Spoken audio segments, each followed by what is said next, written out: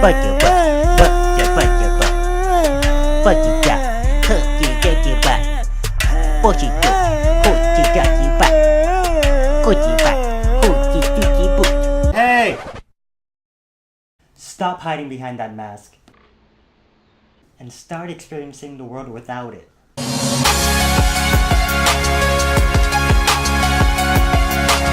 What's up, my lovely bubblers? I promise I did not bring a feature song to promote drug use and criminal activity. Though, who am I to judge? I personally prefer someone with their mask off than some fake ass bit. Anyways, earlier today, I drew the topic of the day and it was vulnerability. As humans, we all love to be connected. It's just in our brains as a social species. Arigato. Oh yes. Nigga, not that connected. Sorry.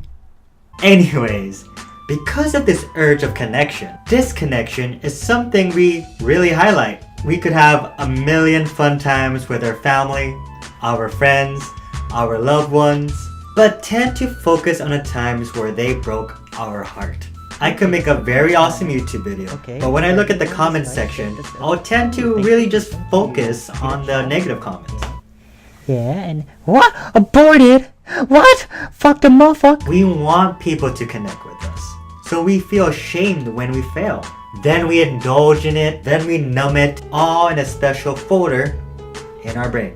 And this really roots back to, well, when we were born. Alright, a quick rundown of my childhood. My mom came from Indonesia to America, gets knocked up, and my dad was like, hell nah, and books it. So it was just me and my mom raising me in basically Mexico City, where I found out being the only chinito sucked. Being exposed to racism that early, I did wonder why they hated us so much that the Japanese made their favorite TV shows and their favorite food was fucking orange chicken and chow mein. Because of this upbringing, I was speaking like a combination of Indonesian, Spanish, and English, which was quite confusing for anyone that I was trying to talk to. So for example, while my mom was off to her 9-to-5 job, I would be with my babysitters asking for water like, "Saya mau awa please." I mean, who would understand that? So my babysitters would give me a fucking manzana, see me cry, then try to make me stop by giving me the old chancla and tapatio method. Maybe that's why I like spicy food. Being handcuffed, banged, and yelling, "Papi." It was weird. I was being isolated for having eyes that were just as skinny as my body.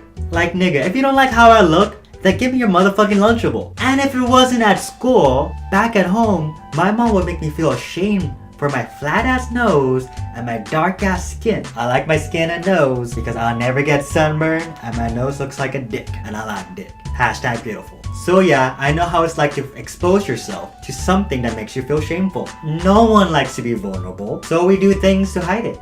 There ain't no cloak of invisibility. There ain't no polyjuice potion. I can't be Mexican for the people in my city, Asian for my family, and white as fuck for my school. Nigga, that is so much work for a child. At that age, I would just want to wake up, watch Saturday cartoons, eating an elote, and escaping the world with a Game Boy Color. Fast forward to today, it's the real world, and I feel like I lived a lie my whole life when I removed my filters and saw that we were more disconnected than ever. It feels so inauthentic to build relationships with people that are just so fake. So here's my kind of bliss of the day. To help us stop numbing vulnerability, but instead embracing it. I want you guys to ask that person out. Talk to a stranger. Wear a tank top or even your underwear outside. Tell people how sad or happy you are today. Anything that exposes yourself to that person that is behind that mask. Trust me, everyone has built this wall. They are just different from each other. Probably they aren't as big as Trump wants them to be. That was a terrible joke. Anyways, do anything that passes the realm of your comfort so that you can register vulnerability in your brain. This should create a habit of exposing people to our real vulnerable self so we can repel the toxic and attract the real. It's like training yourself to let that thought run into your world, into the atmosphere and evaporate instead of letting it run into your world, hitting it and just avoiding it altogether. If you still don't know what to do, I want you guys to grab a piece of paper, write a note on it saying, The world is tough. Just know that you are not alone. Pass a smile, hold it up, and give it to the first stranger you see. Now you don't have to look them in the eye. You don't have to say anything. If you already feel that sort of vulnerability just approaching them and giving them the note, it takes practice to expose yourself to being vulnerable. We don't like things that give us any sort of pain, so that's why we avoid it. So just know that this certain pain is vulnerability. As for me, I did my last vulnerability practice at a nude party in Berlin, but that's a story for another day. Anyways guys, as a part of accountability, I want you guys to comment below. I will do this task today, and I will look at your comment by tomorrow asking if you did it. If you did do it, kudos to you. You did yourself a favor and garner trust with me. If you didn't, just ask yourself why. I appreciate you guys for watching this video. This is Aditya, and this has been another can of Bliss.